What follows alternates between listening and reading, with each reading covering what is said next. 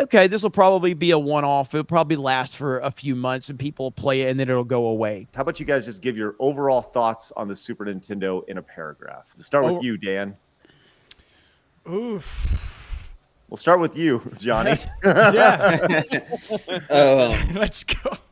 it's peak 2D animation. It's just peak 2D animation, and it's the best of Nintendo because like almost every single major IP got its love, in that one. Like Donkey Kong, Metroid, Mario, like it's like Star Fox, like every major Nintendo IP is pretty well represented. Yeah, some Almost of them everyone. were created. F-Zero, yeah, Yeah. for sure. yeah, I mean, like the Super Nintendo is the system that defines what video games should be. I can turn my Super Nintendo on right now.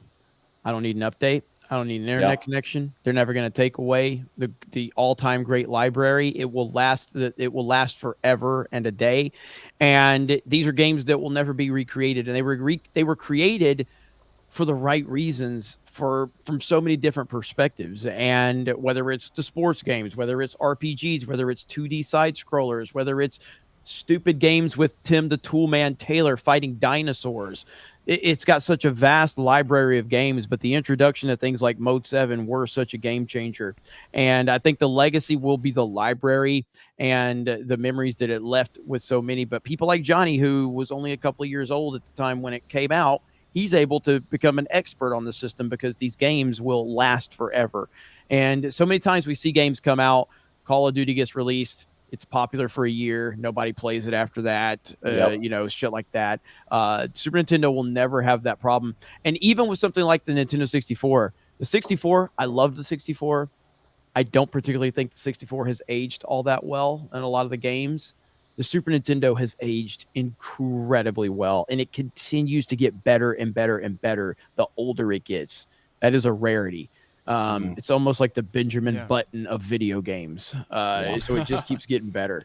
Yeah, it's proof that simplicity is where it's at. You don't need like a list of 100 people in the end credits to make a fantastic game. You have entire complex and fun worlds inside a 10 megabyte cartridge that you can download in 2 seconds nowadays, and it's it's uh, uh, it's proof that simpler times were indeed fun, not because they were simple, but because it's possible through creativity and through good gameplay to do something fun with very few resources. I still remember as a kid, after going through Link to the Past, you do the three temples in the light world.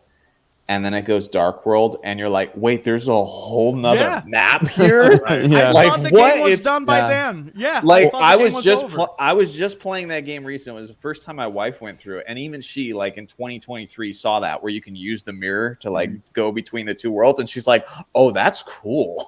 It's like that held up. That's awesome. Yeah.